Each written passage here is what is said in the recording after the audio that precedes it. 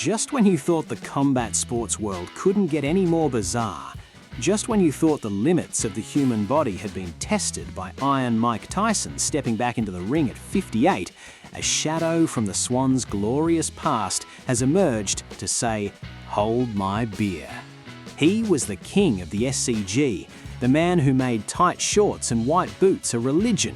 But now, at 61 years of age, Warwick Capper isn't looking for another mark of the year, he's looking for blood. You might think this is a joke. You might think it's just another headline from the Wiz, but the contract is being drawn up, the trainer is locked in, and the date is set. The AFL icon is returning to the ring, and his reason for doing it, well, it's as controversial as the man himself. Is this a final shot at glory, or a disaster waiting to happen? Warwick Capper. The name alone conjures images that define an entire era of Australian rules football.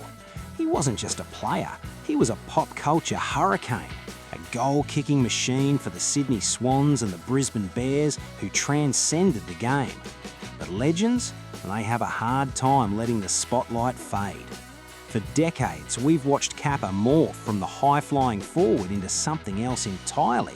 A DJ, a political candidate, a controversial entrepreneur in the adult industry. He's been everywhere, done everything, and shocked everyone. But what he announced this Tuesday has stunned the AFL world into silence. While the world was fixated on Jake Paul versus Mike Tyson in Texas, Capper was watching. He was taking notes, and he decided that if Iron Mike could do it, the Wiz could do it better. This isn't just about a fight.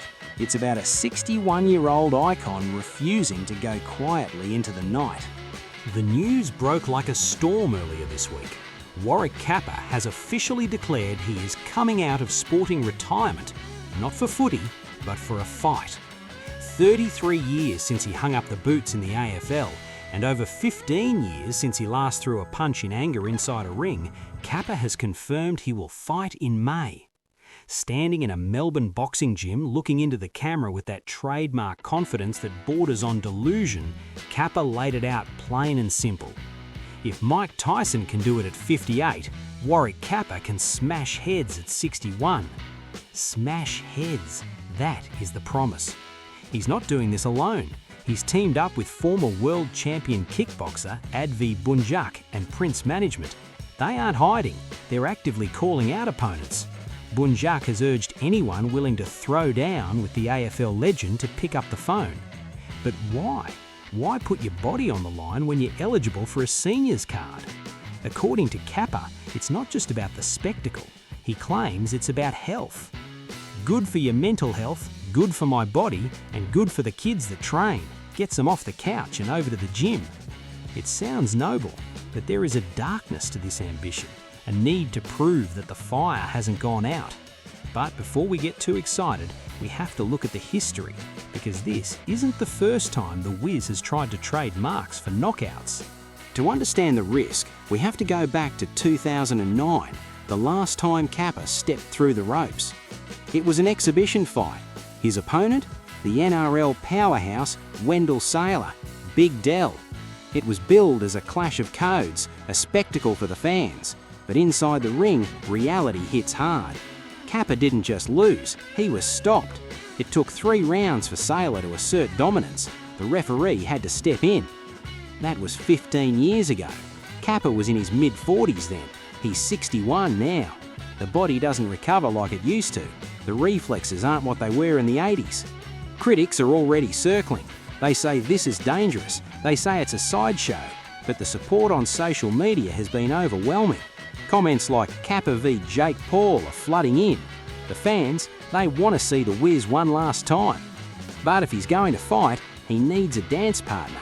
And there is one name that keeps coming up. A name that promises not just a fight, but a war. Before we reveal the opponent that everyone is demanding, the man Capper has a genuine, bitter feud with, hit that like button right now. If you think the Wiz is absolutely bonkers for doing this at 61, or if you respect the hustle, show your support for the channel.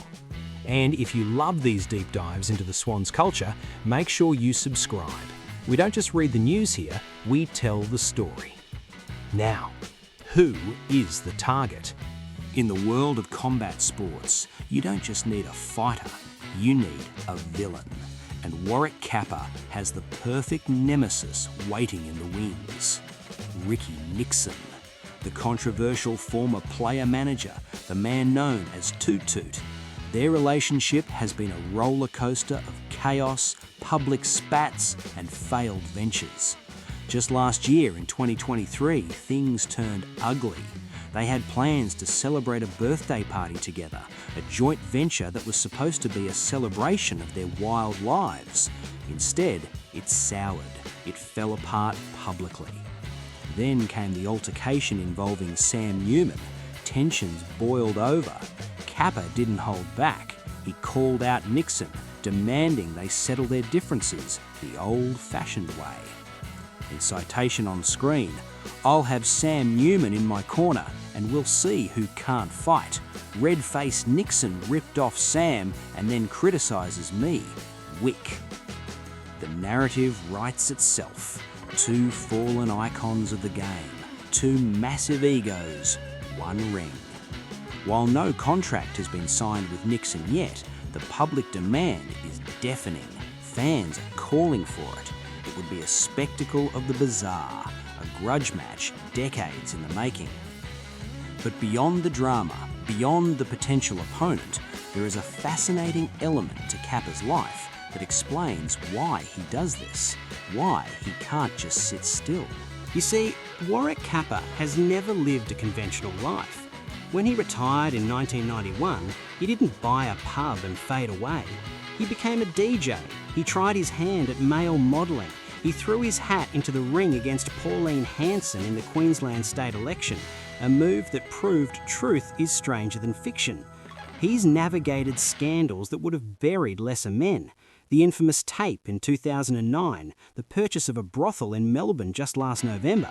He's a man who thrives on the edge of society's approval. He is the ultimate showman, and for a showman, the worst fate isn't defeat, it's irrelevance. By locking in this return date for May, Capper is telling us that he's not done. He sees himself in the same bracket as Mike Tyson, a warrior who refuses to let age dictate his limits. So the date is May. The challenge has been issued. The Wiz is training to smash heads. Whether it's Ricky Nixon, a YouTuber, or some unlucky local willing to step up, one thing is certain, it will be absolute scenes. It will be chaotic and it will be unmissable. But there is a bigger question looming over the Swans this season. Something happening in the locker room right now that could overshadow even Capper's return. What is happening with the current squad that has the media whispering? That is a story for another time. If you want to know the truth about the club's current crisis, click the video on your screen right now. The Wiz might be fighting in the ring, but the real battle is happening at Moore Park.